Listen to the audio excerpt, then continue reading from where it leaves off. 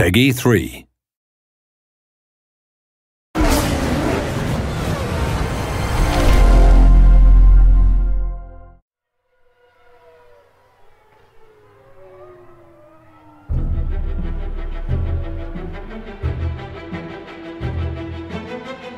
It's really the ultimate experience. It's a culmination of so much hard work. It's that attention to detail which really makes such a big difference. The drama, the tactics, the excitement, the strategy, we really have got to the heart of the sport.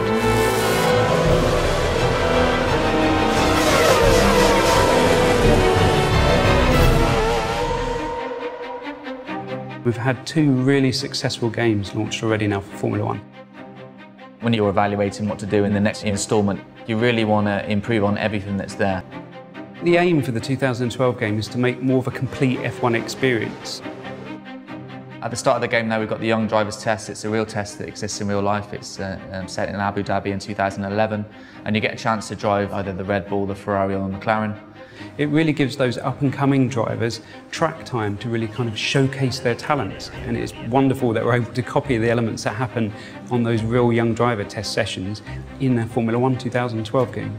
I remember my first test was with Red Bull Racing at the end of 2007, and even 3 years later, the people who ran me at the test still remember the job that you did. So the first impression really is important. People still talk about the first time Lewis tested at Silverstone for McLaren, and so it is a hugely important day for a racing driver.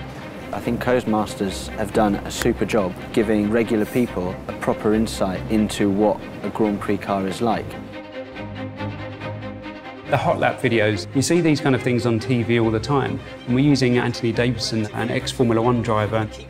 And he's really just directing you on what makes a good lap.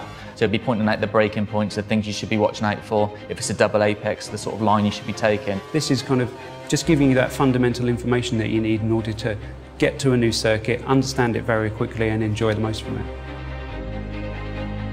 Formula 1 games are very fast, they always have been in the past, but what we've tried to do is enable the player to drive consistently. And we've put a lot of time into working on the pad to help the player control the car at speed. We're not all Fernando Alonso's of this world, we make mistakes. So rather than just hitting the pause menu and restarting the race, you've got the ability to be able to rewind time and just get to a point before the incident and just try it again. Certainly for the novices, in terms of learning racing lines and avoiding incidents, they're a really useful tool. The thing that differentiates Formula 1 from all other motorsports is the strategy element. Being able to make the right call at the right time.